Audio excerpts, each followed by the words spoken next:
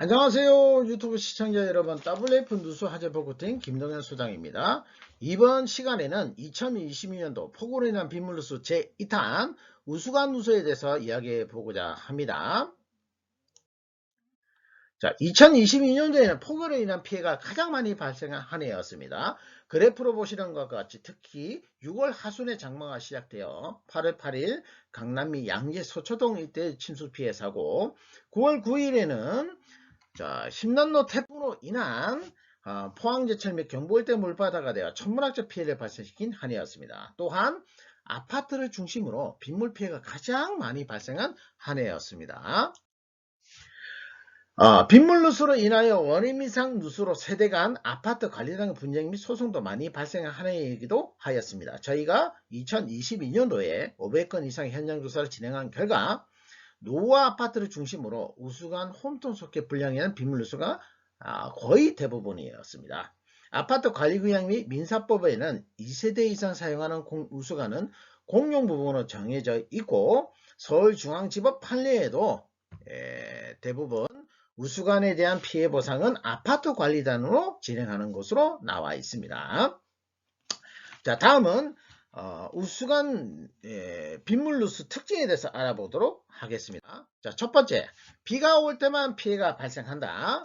두 번째, 우량이 많거나 장시간 내리면 천정에서 낙수가 된다. 세 번째, 우량이 적으면 젖어들기만 한다. 자, 네 번째, 천정에서는 3일에서 7일 정도 조금씩 줄어들다가 멈춘다. 자, 다섯 번째, 확장형 거실, 돌출벽체 상단부가 젖어든다.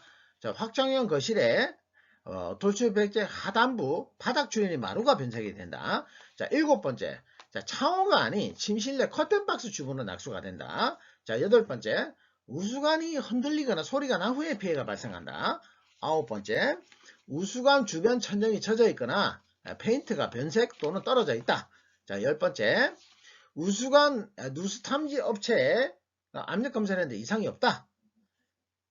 자, 11번째, 관리실 직원이 창호 코킹, 샤시 문제라고 이야기하며 여러 세대 동물 피해가 있다고 할 때. 자, 다음은 우수관 피해 사례에 대해서 알아보도록 하겠습니다. 세대 내부에는 앞쪽 발코니 및 뒤쪽 발코니, 다목적실에 최소 2개에서 5개 정도의 우수관이 배치되어 있고, 그 주변을 중심으로 피해가 발생하는 특징이 있습니다. 가장 많이 발생하는 부위는 침실의 커튼박스 부분이며, 낙수가 되거나 젖어들면서 누수 흔적이 남게 됩니다. 창호가 아닌 커튼박스 부분이 젖는 것이 특징입니다. 두 번째, 확장형 거실인 경우 우수관을 가리기 위해 벽체에 석고보드로 가벽을 걸쳐서 도배지로 마감을 하는데, 우수관을 가린 돌출벽체, 천정, 벽체, 바닥 등이 젖어오거나 주변에서 낙수 피해가 발생하는 경우도 그 경우입니다. 자, 세 번째, 베란다에 설치되어 있는 우수관 천정부의 페인트가 젖어 있거나 또는 떨어져 있거나 오염이 발생하였다면 이것도 우수관 홈톤 소켓 빗물 누수입니다. 자, 네 번째, 누수 탐지 오진을 가장 많이 발생하는 누수가 거실 천정이나 침실 전등에서 낙수가 되고 수일이 지나서 멈추는 경우가 그것입니다. 누수 탐지 압력 검사에서 이상이 나오지 않으며 보통은 배관 탐지 이상 유무 확인서를 발급하면 끝나는데, 여기서 누수 탐지 업체들이 좀 더 보수 청구를 하기 위해서 화장실 방수 또는 베란다 방수, 세탁실이나 화장실, 싱크대, 수전불량 등 허위 기술 소견서를 발급하고 시공으로 고액을 청구하는 사례가 속출하고 있습니다. 이럴 경우 반드시 하자보수 이행각서, 국가기술증 자격증, 사업자 등록증 제시 후 결제를 하셔야 피해를 막을 수 있습니다. 다음은 우수관 홈통 소켓 빗물 누수 원인에 대해서 알아보도록 하겠습니다. 우수관을 빼고 바닥 홈통 소켓 상부 소켓을 철거하면 사진과 같이 하부 소켓 주변 콘크리트 마감재가 보이기 시작하는데, 오랜 시간 동안 빗물과 기압차로 인하여 주변 콘크리트가 떨어져 나가거나 깨지거나 구멍이 발생하여 그 틈새로 빗물이 조금씩 유입되기 시작합니다. 특히 강우량이 많은 장마철이나 지중호에서만 발생하는 사고가 많기 때문에 원인 규명하기가 쉽지 않지만 빗물 낙수 피해의 90% 이상이 우수관 홈톤 소켓 불량입니다. 간혹 관리실이나 무면허 업체에서 자, 우수관이 공영 입상관에도 불구하고 우수관 주변 방수라고 우기는 경우가 있는데, 우수관에는 배수 트랩이 없고 상부 소켓만 설치되는 공용 입상관은 거주자 사용 책임이 없기 때문에 아파트 관리단 배당 책임으로 적용이 됩니다. 타일 및 방수층보다 대략 10에서 30mm 밑에 홈탱 소켓이 있고 균열이 발생하기 때문에 방수층과는 관계없고 대부분 콘크리트 균열, 방류로 누수가 발생합니다. 아파트 관리단은 누수 피해 세대가 여러 세대 발생 시 본인 과실을 회피할 목적으로 우수관 주변 방수층 또는 코킹 문제, 창호 문제라고 우기는 경우가 많습니다. 집중호우나 장마철에 발생하는 누수사고의 대부분은 우수관 홈통 소켓 노후화로 인한 빗물 누수입니다. 검사 방법은 우수관 홈통 소켓 내부 내시경 검사 또는 우수관 하부 소켓 고압 분수 검사 등이 있으며, 이 검사는 반드시 전문가에 있는 검사 및 테스트를 진행하셔야 타 세대의 피해가 발생하지 않습니다. 자, 다음은 우수관 홈통 소켓 보수 방법에 대해서 알아보도록 하겠습니다. 첫 번째는 봉수 드레인 삽입법으로 레드샷 삽입 시공이라고도 합니다.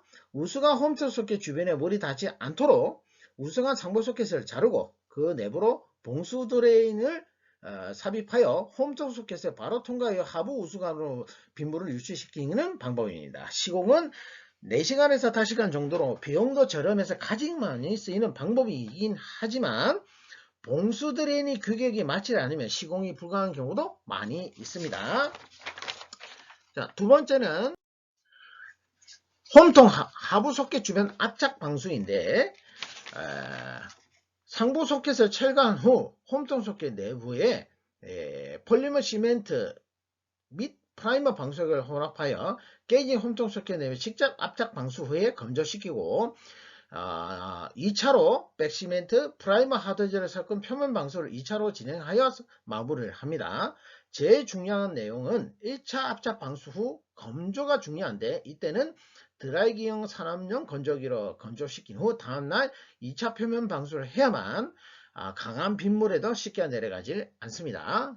자, 마지막 세 번째는 우수관 홈통 소켓 교체 공사입니다. 공정은 3일이고 비용도 고가입니다. 위아래집의 협임이 조정도 필요하고 내부 홈통 소켓 균열 및 파손이 심각할 경우는 교체까지 하셔야 합니다.